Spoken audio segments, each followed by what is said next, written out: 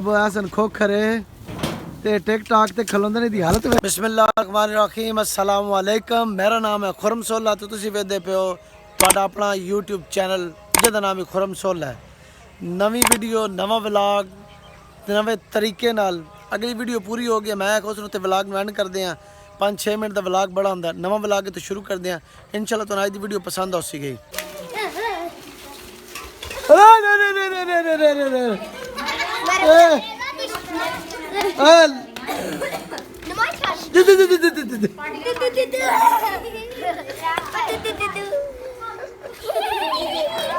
परा चक्कर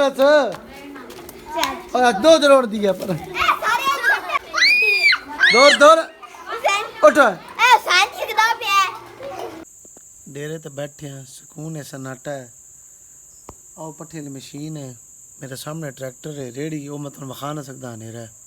ये मुख जी साढ़े को है इस वक्त सुन तुम के विखाइए तो के दसीए।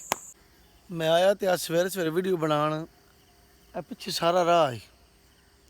मैं आखे भी इतने वीडियो बनाना बांसा के विचकार है, राह बड़ा सोहना है, थोड़ा व्यू चंगा उसी।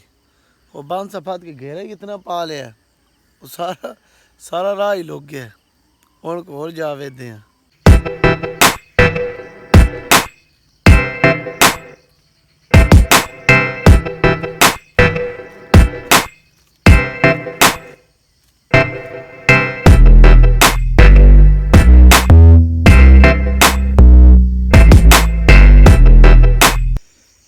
इस मोगे तो इतना आके नहाते हैं ना, जान के पानी अगे बह रहा, पानी बंद करना किसी तरीके। अब वक्त आई यार, बस माल्टे तैयार हैं। वेख्या मुड़ साड़ियाँ रिश्तेदारियाँ जागदियाँ जड़ियाँ साडा ओ बेलियां सन फोन करना जिन्हें पूरा पूरा साल साढ़े को पुछी कदी नहीं बाकी हाल है, के करते पे हो, के नो पे करते।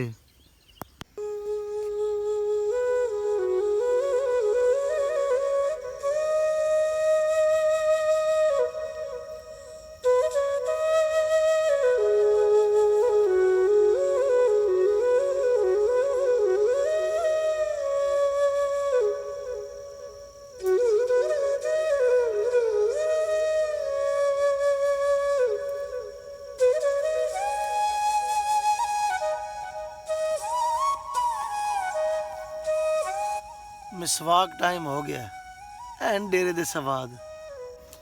नवा मेहमान आ गया जनाब, नवा मेहमान आ गया। मेरे पतरेरे दी गां में लगता सुई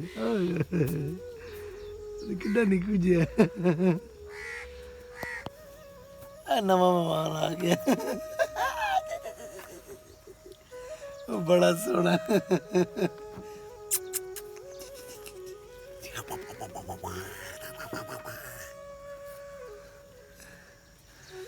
शांत डर नकुला कोई ना आई है। शहरी चूचे जड़े ना इन्होंने खौफ आंदा, हूँ ये नेड़े नहीं पे बंदा डरदा पै दे।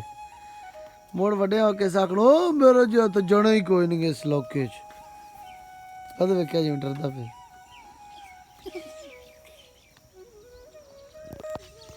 मेरे जानू ही आंदा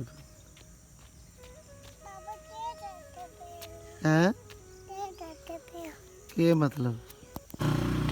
टिक टॉक स्टार है जनाब, इन टिक टॉक तो वेखो तो खलोंदे ही नहीं, इस कोपे पाए होंगे बंदूकों के। हुण वेख अदे मुँह करी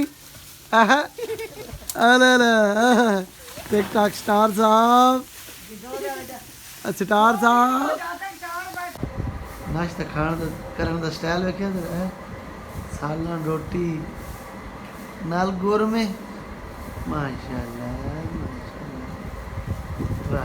मलिक साहब रात वाली बची तंदूर वाली रोटियां डेरे ते ही लभदियां। वीडियो पसंद आई वीडियो लाइक करें, चैनल सब्सक्राइब लाजमी करें, बेल आइकन ते जरूर क्लिक करें। रब रखा।